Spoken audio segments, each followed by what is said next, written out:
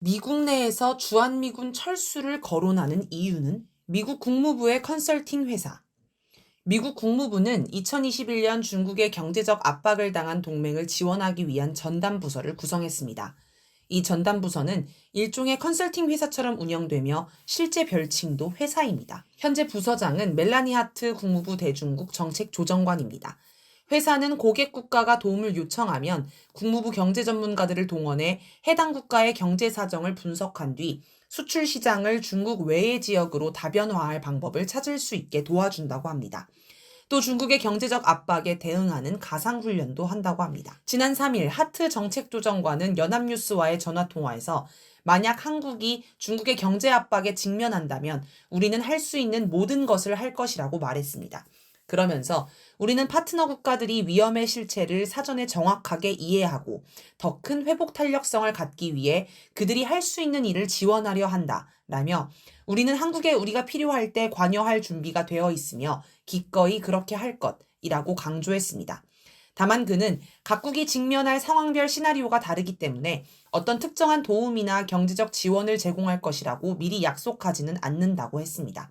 그러면서 우리가 목표로 하는 것은 선택지를 제시하고 정보를 공유하고 지원을 제공하고 다른 동맹국 및 파트너들에 관여하는 것이지만 그 과정의 모든 단계는 그 나라의 선택이라며 미국은 결코 타국의 의사결정에 참여하려고 하지는 않는다라고 했습니다.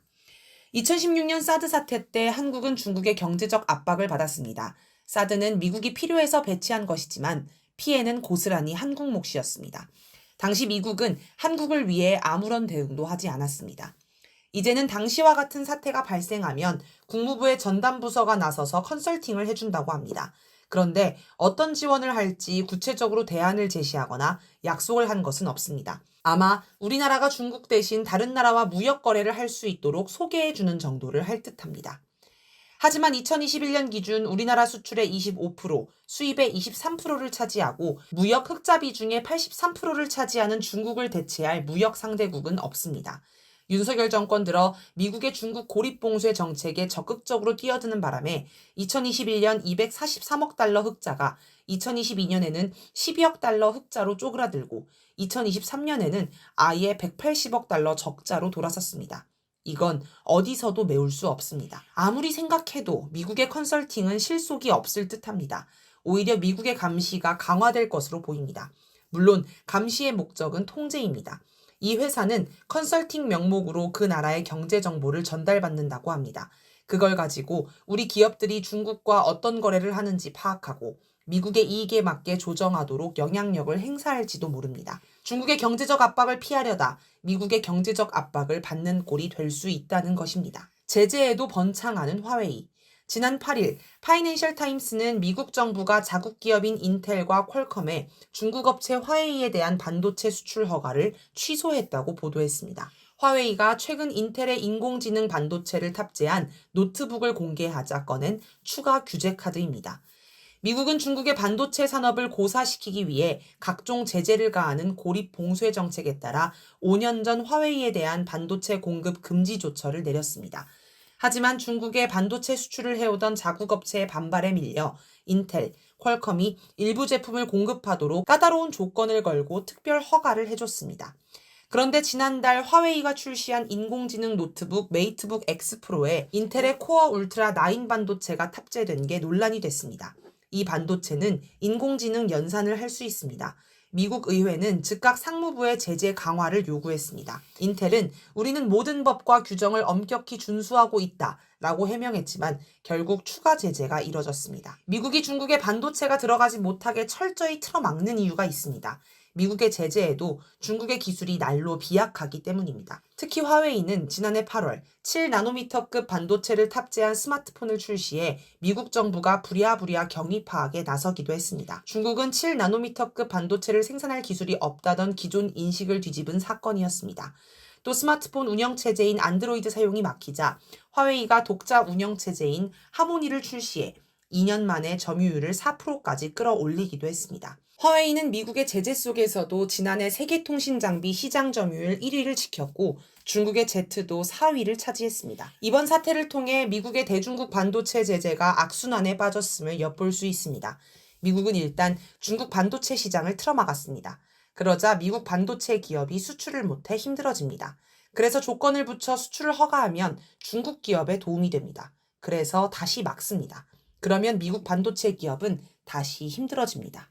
중국 고립봉쇄 정책의 운명. 미국은 힘이 갈수록 약해지지만 중국의 힘은 급격히 세지고 있습니다. 그래서 미국은 중국의 성장을 억제하려고 압박하기 시작했습니다. 2010년대 중후반 시작한 미중 무역전쟁과 뒤이은 중국 고립봉쇄 정책, 이른바 탈동조화 바람이 시작된 배경입니다.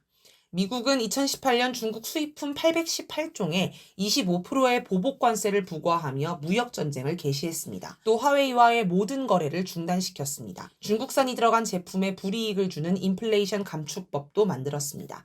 미국은 자국의 동맹국을 비롯해 세계 각국에도 중국 고립봉쇄 정책을 강요했습니다. 예를 들어 미국의 반도체 공장을 짓도록 삼성전자를 압박하면서 중국의 투자를 멈춰야 보조금을 주겠다고 합니다. 반도체 기술은 하루가 다르게 발전하기 때문에 투자를 멈추면 결국 도태되어 망하게 됩니다. 삼성전자 처지에서 보면 중국 시장을 포기할지 미국 시장을 포기할지 선택해야 합니다. 이런 식으로 미국은 세계 각국의 미국이냐 중국이냐를 선택하라고 강요했습니다. 그런데 미국의 중국 고립봉쇄 정책이 먹히지 않을 정도로 중국이 너무 강합니다.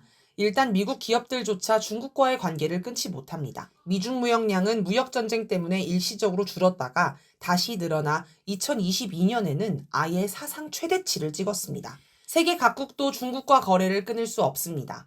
예를 들어 미국의 요구로 유럽 국가들이 중국 통신 장비 사용을 금지하는 법안을 마련했지만 정작 27개국 가운데 10개국만 이를 따른다고 하며 그 10개국도 기존 화웨이 장비 철거에는 소극적이라고 합니다. 그러니 미국이 답답할 만도 합니다.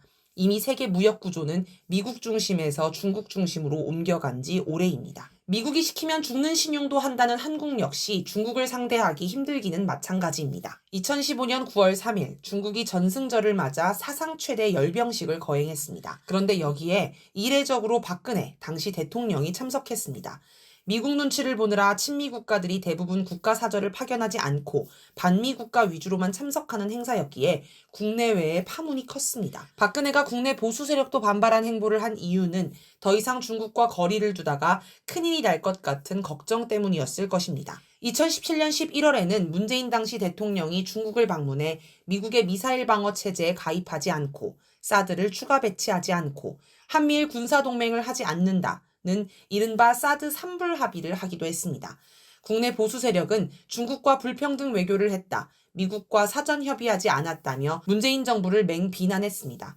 하지만 정부 처지에서 대중국 무역을 생각하면 어쩔 수 없는 선택이었을 것입니다.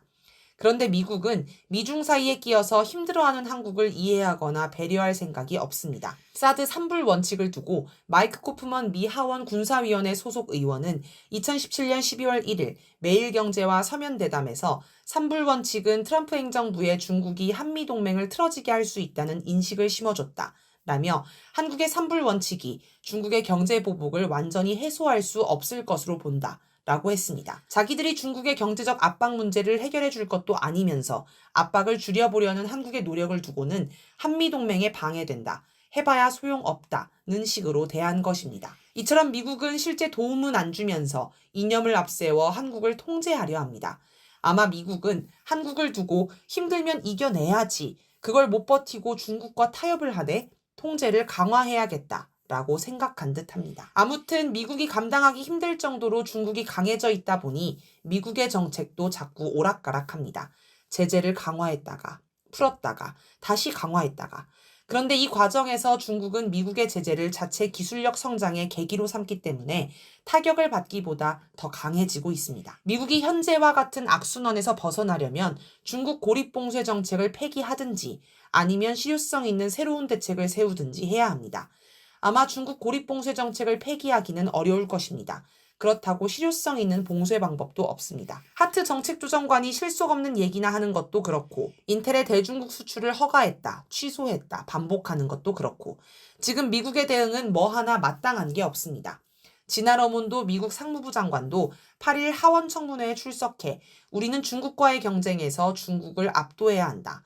중국이 첨단 기술을 확보하지 않도록 우리가 필요한 모든 조처를 취하고 있다. 라고 하면서도 우리는 중국의 반도체를 포함해 모든 종류의 수출을 이어갈 것이며 이는 미국 경제에 좋은 일이라고 하는 등 곤혹스러운 미국의 처지를 드러냈습니다. 그래서 미국은 러시아에 써먹은 방식을 중국에도 쓰려고 합니다. 미국은 대러시아 제재를 시도했지만 러시아의 천연가스를 의존하던 유럽이 여기에 동참하지 않았습니다. 그래서 우크라이나 전쟁을 유도해 러시아를 악마화하고 유럽 등 다른 나라의 러시아 천연가스를 사지 못하게 막았습니다. 그리고 그 틈에 자국산 시에일가스를 팔아먹었습니다.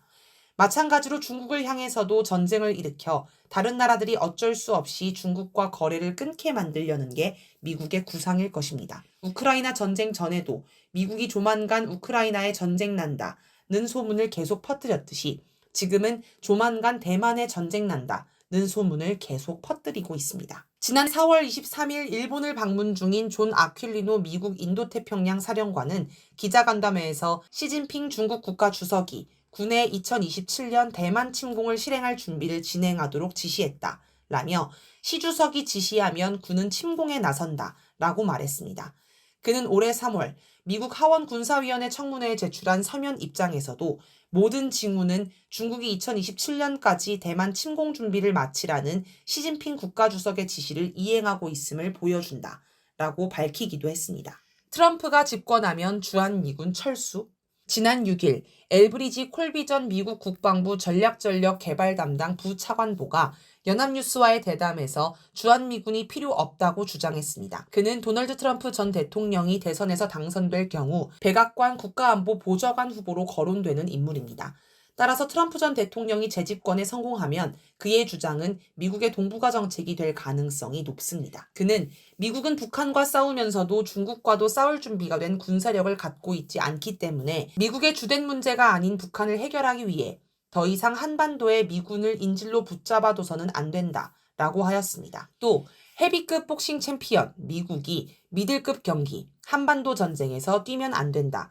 미들급 경기에서 이기겠지만 너무 상처를 입고 피로해서 다음 헤비급 경기 중국과의 전쟁에서 질 수 있기 때문이라고 설명하기도 했습니다. 즉 미국이 북중과 동시에 전쟁을 할 만한 여력이 없기 때문에 어느 하나에 집중해야 하는데 북한보다는 중국에 집중하겠다는 뜻입니다. 또 미군 전력 다수가 한국에 있으면 북한뿐만 아니라 중국과도 너무 가까워 엄청난 선제 공격을 당할 수 있다.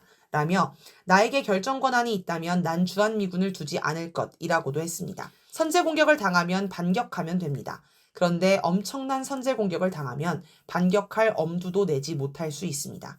콜비 전 부차관보는 그걸 우려하는 듯합니다. 그의 말을 종합해보면 주한미군을 빼서 중국과의 전쟁에 쓰겠다는 의도로 보입니다. 바이든 때는 러시아와의 전쟁에 집중했는데 트럼프 때는 중국과의 전쟁에 집중할지도 모르겠습니다. 트럼프 전 대통령이 내가 대통령이면 우크라이나 전쟁을 24시간 내 끝낼 수 있다 라며 우크라이나 전쟁을 빨리 끝내야 한다고 자꾸 주장하는 한편 북한과 관계가 좋아 미국이 안전할 것이라고 종종 이야기하는 배경도 여기서 찾을 수 있습니다. 콜비 전 부차관보가 북한 문제를 두고 미국의 주된 문제가 아니다고 한 것도 중국에 집중하기 위한 핑곗거리로 보입니다. 트럼프 전 대통령은 2017년 취임할 때만 해도 북한 문제가 미국 안보의 최우선 과제라며 북미 정상회담까지 추진했습니다. 그런데 지금 북한은 당시보다 더 강력한 전략 무기를 훨씬 많이 개발해 미국을 위협하고 있습니다. 반면 중국은 미국 본토에 핵미사일을 날리겠다는 식의 말을 하지 않고 그걸 우려하는 사람도 없습니다. 따라서 북한 문제가 여전히 미국 안보의 최우선 과제일 수밖에 없습니다. 그런데 트럼프와 북한의 관계가 좋아 미국이 안전하고 북한 문제는 미국의 주된 문제가 아니라는 식의 이야기가 나오는 것은 중국과의 전쟁에 집중하기 위해 북한 문제에서 발을 빼겠다는 뜻으로 보입니다. 지금 많은 전문가가 중국 대만 전쟁이 발발하면 한반도에도 전쟁이 날 수 있다고 경고합니다. 한반도에 전쟁이 나거나 날 가능성이 크면 주한미군을 빼서 대만으로 보내려는 미국의 구상이 어그러집니다. 한국도 주한미군이 나가는 걸 강력히 반대할 것입니다. 콜비는 우리가 한국의 대만 방어에 직접 참여하라고 요청해서는 안 된다고 생각한다. 한국군은 한국에 대한 직접 공격을 방어할 준비를 해야 한다. 만약 중국이 한반도에 직접 개입한다면 그때는 미국이 지원하러 갈 것이라고 했습니다. 이 말은 한국을 향해 대만에 파병하라고 요구하지 않을 테니 주한미군이 나가는 걸 반대하지 말라는 뜻입니다. 그리고 중국이 공격하면 우리가 막아주겠지만 북한이 공격하는 건 모르겠으니 너희가 알아서 막아라 는 뜻이기도 합니다. 여러모로 미중의 고래 싸움에 우리 안보가 풍전등화 신세입니다. 그리고 미국의 힘이 약해진 게 일이 이렇게 흘러가는 주된 요인이라는 점을 주목해야 하겠습니다.